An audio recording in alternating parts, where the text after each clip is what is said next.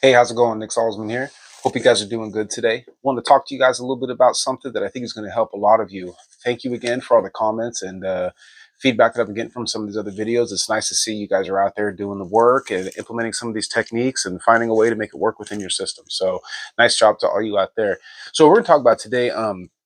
Sometimes when we work with human spirits, crossing over human spirits, they may have some issues as far as like beliefs or spiritual dogmas or something like that that might make them not want to cross over even after you've done the healing on them. So if any of you guys have ever come across this where you do the healing on an earthbound spirit, a human one specifically, and then when it comes time to say, hey, do you want to go to the light, you want to cross over, they're like, no, they're afraid, so they don't want to. So here's what we're going to do. I'm going to show you guys a little bit of some of the stuff that I use that helps kind of get them to understand.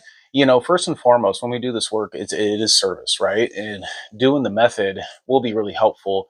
But sometimes we got to be the counselor. Sometimes we got to speak to them a little bit and get them to understand some stuff that I think maybe opens their perspective and helps us get them to make that jump and cross over. Okay. So first things first, spirits reside outside of time and space. So now this is going to be kind of hard for some of us to conceptualize, but think of it like this. If we were to read a book, and we read to whatever page we want, and we put a bookmark in there, and then we put it on the shelf. And let's say we walk away from that book for many years, but we come back, we can open it up right where we left off at with that bookmark, right?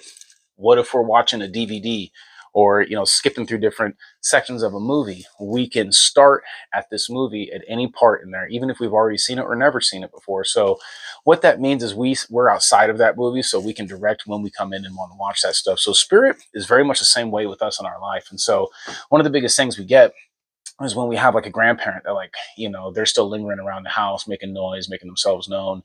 And people are like, oh, we don't want to cross over grandma and grandpa. We love them and we would never make them leave. But like if grandma and grandpa, if they had some sort of like a physical illness when they passed away, like a cancer or something like that, this vibration uh, basically can be handed down in the generations. If we get close to it, basically the frequency of sickness starts in the energy field, and there's something that keeps us within resonance. Usually it's some sort of a belief, some sort of trauma.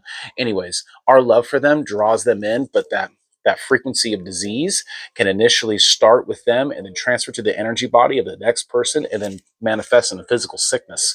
This is how some hereditary family illnesses come down, whether it be from like tumors, like mental illnesses and this kind of stuff. So um, just a little feedback on all of that. So what we're here to do is we're here to help, and we're here to help them understand. So spirits reside outside of time and space.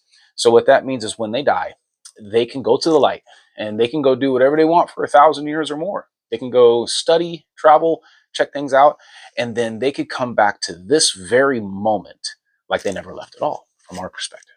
So when we cross them over, understand that what's happening is they're becoming whole once again, and they're getting an opportunity to operate at a much higher capacity than they are in this earthbound form.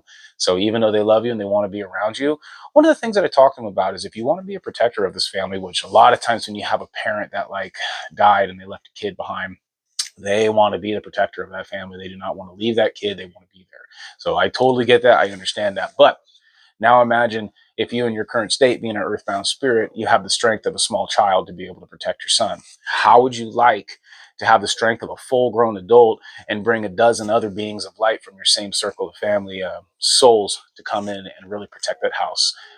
Usually when you put it out like that, they're very much into it. So getting them to understand that their current state, they're not operating at the best capacity possible, and that from our perspective, they'll never actually leave just because they have the opportunity to come join us at any moment in our life. If they really wanted to, they could go back in time and go to our birthday when we were a baby, or when we were 5 or whatever, right? So this is something that they can do. So one of the other things, if we do the healing, we take away their pain, we take away their memories of pain, and we nourish them. We then ask them, is there anybody else there with you? Anger, upset, I'm talking to you. This is where we look for attachments. They say no, great. Say, okay, are you wanting to join your family and friends in the light? And they say yes, cool. Ask them this question. Are you afraid to go to the light? Because this is a big thing too. Remember, when we're doing stuff with spirit, we have to align with free will. This is what makes what we do very, very important, especially when we're working with non-human spirits. It's all about free will. So I'm going to show you guys a little technique that I developed that I think is going to work really, really well for you. We are going to create a bubble of light, and we're going to use it as a vessel. Now, understand that this bubble of light, We don't want to trap nothing with this stuff. That's not a method that's guided by love. There is a couple things that we can do with it, but the understanding is that we're not trapping anything. So you try and throw a bubble of light around one of these Jinn, they're going to sidestep it. It's not going to work, especially if we're like, oh, we have a clearing, we need to get, oh, let me put a bubble on this and make sure that they're stuck here. And then we try and remove them with it. Don't do it like that. That's not the way. So what we're going to do is I'm just going to go ahead and make a scenario. And let's say we're doing a clearing, right? We're doing a clearing and we're asking, hey, you know, now that you feel a little bit better, do you want to go to the light? And let's say they say no. Okay. They don't want to go to the light. This is the method. This is what I do. I say, okay, how about this? I tell you what if I was able to give you a preview of this place? Let you see it, let you feel it, let you experience it, but without actually making the decision to actually stay there and get absorbed by the light. Would this be something you'd be interested in? They absolutely are interested in a preview without actually making the decision. So this is where I use the bubble of light. And I say, okay, what I'm going to do is I'm going to create a bubble of light and place it around you. We're going to use it like a vehicle. And we're going to allow it to send you to source, send you to the Christic planes, send you to heaven, whatever you want to call it. Just know that it's the higher astral planes that we go to when we pass away, okay? So I'm going to say, I can give you a preview of this place, let you see it, feel it, experience it without actually being absorbed by it. Would you be interested in getting a preview of this place without actually committing to go? Absolutely, we'll get a yes from it. Okay, so what we do to materialize the bubble of light, we could do it with a breath. Sometimes people do it with a snap.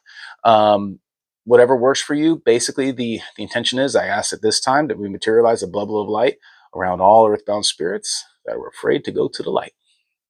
Let it spin, take a couple breaths. Perfect. Now what we're going to ask to do is we ask to transport this bubble of light to the Christic planes, allow them to see this place, feel this place, experience this place, but without actually being absorbed by it. Couple breaths.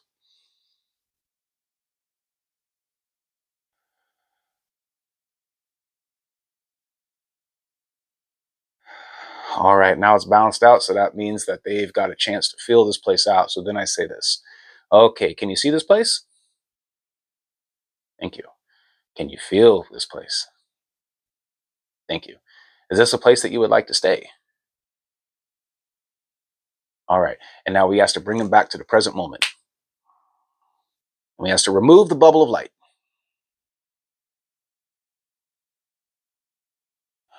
Then, okay, we're going to follow up with them again on this now. We're going to say, okay, did you like what you saw in the light? Yes. Is that a place that you would like to stay? So now we have aligned with free will. We can ask them, are you afraid to go to the light? No. Now we're ready to go. So I'm going to say, okay, do me a favor, look down in the middle of your chest and tell me, do you see a light here? Yep. This is the way to the creator. Now, this is something that a lot of people will go back and forth with. I used to like send things to the light, something that was outside of them. But after a while, I started thinking that maybe there was something wrong with that method because I just felt really weird about it. Sending to something on the outside source of them, I think is what keeps spirits in the cycle of constantly being reborn. Now, understand reincarnation is a thing that also some people think it has karmic ties, but I believe reincarnating should be done at our will. It should be done when we want to come in and not when we're forced to come in over and over. So this is just my belief. Use your own dowsing to see what the truth is on this for you and just see what you think about it. When we send them to an outside source of light, this is something that keeps them stuck in a loop of reincarnation. If we have them look down and find their soul, their Christ spark, and this is for human spirits, this doesn't work for the jinn. If we have them find that Christ spark and how to find that soul, when they go into it and we breathe and we cross them over, they merge with the divine. They merge with source on the spot. And then when they're ready, they can choose to incarnate when they're ready rather than being forced to. So the way that that looks like, as I say, okay, can you look down the middle of your chest and tell me, do you see a light here? Yes. This is the way. I ask that you look into this light, gaze into this light. Now take a deep breath in with me. Ready? 1, 2, 3.